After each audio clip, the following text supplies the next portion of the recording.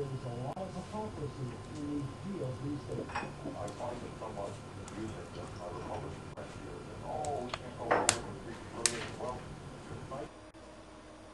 what didn't you like about this? Oh, some of that. Maybe you can briefly tell us about your history with the Canadian Ski Marathon. Yeah, sure. I'd love to. It goes back a ways. It goes back to a Green Mountain Club outing that was organized by Michael Chernoff, the Green Mountain Club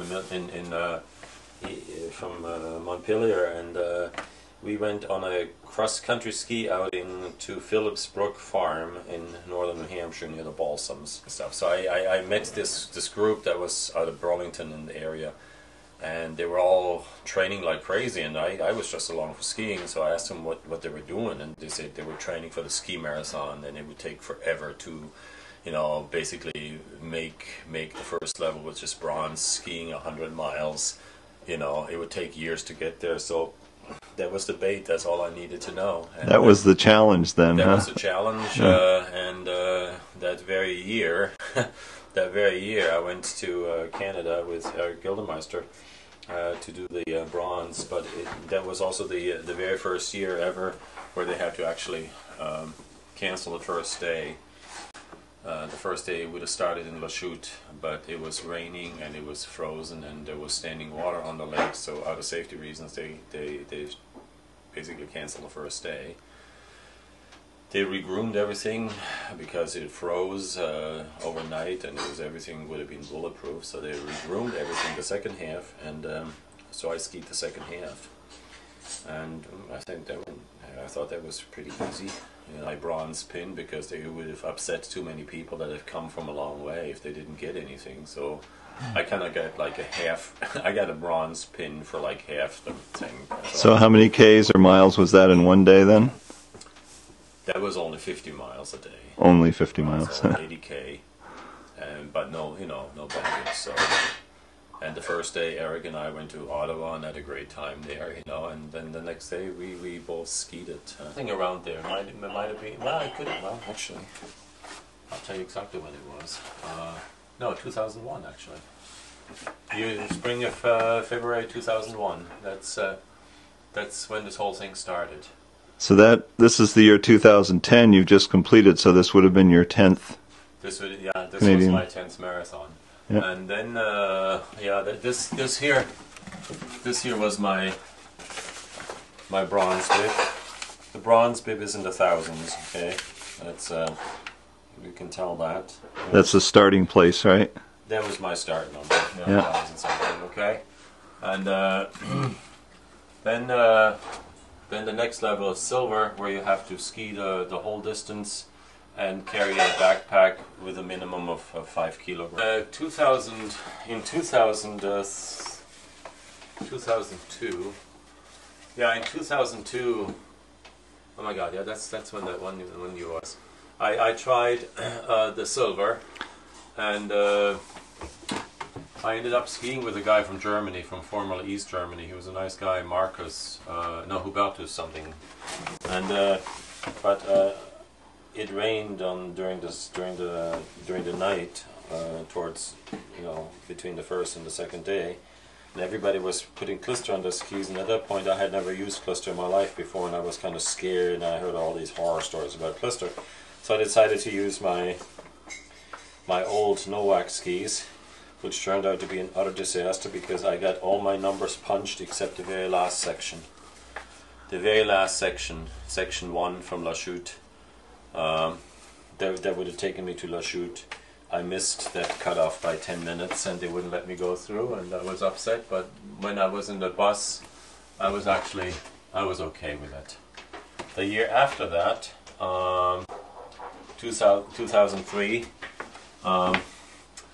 that was, I don't know what happened that year. That was already the year after my operation. I had my cancer operation in 2002, so this was the year afterwards. I don't know whether I was somehow still weak from that or what, but I made it through the first day.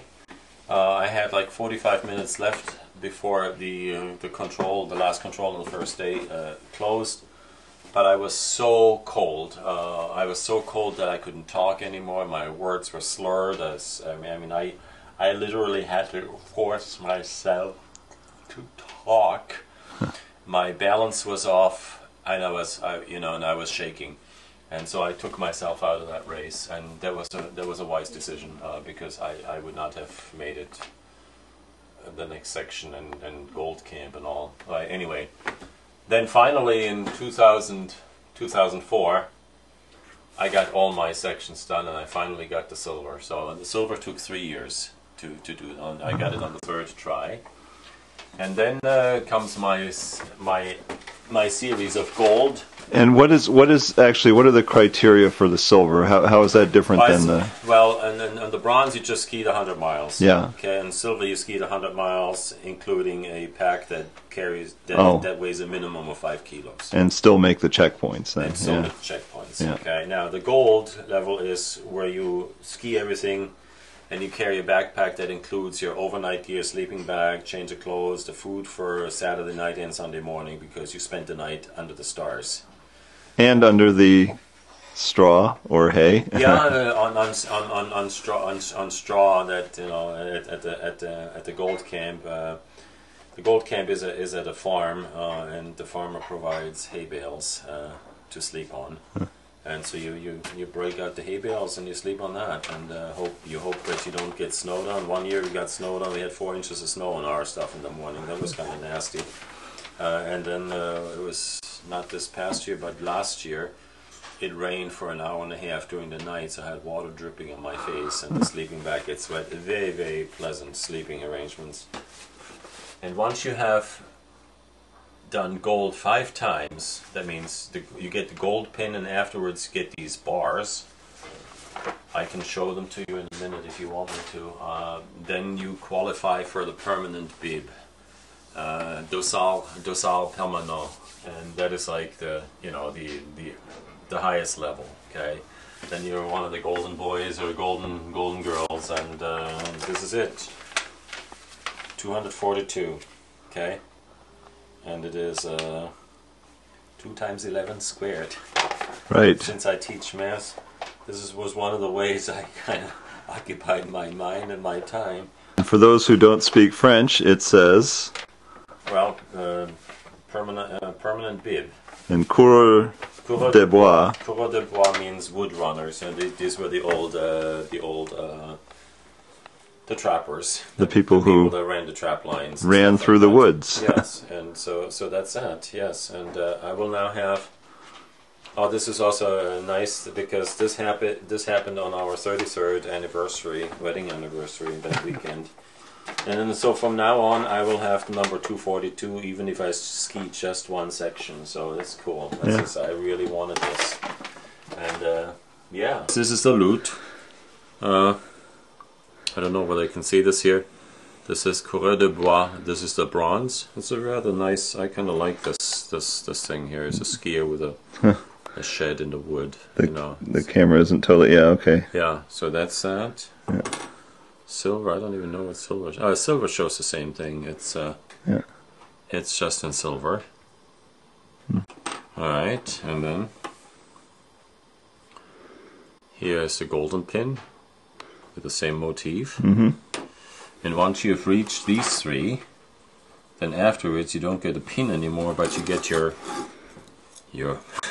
golden bars. I wish it were gold. Okay? Mm-hmm. I probably would have cashed it in already. Coureur de bois, 160k. Coureur de bois, 160k. Number 2, number 3, number 4, and after this one here, after the gold pin and 4 bars, you qualify for your permanent bib, and then you just have another bar, and then you just kind of keep on going with the bars. And every time you get a new bar like that. Every time you finish it, I get the bar, which is kind of nice. So, yeah. This is kind of what keeps me busy in the winter time, from the first snowfall through the second weekend of February, and this is why biking is a great cross training for it, and skiing is a great cross training for biking in the springtime. So I just kind of basically stay active and do my thing.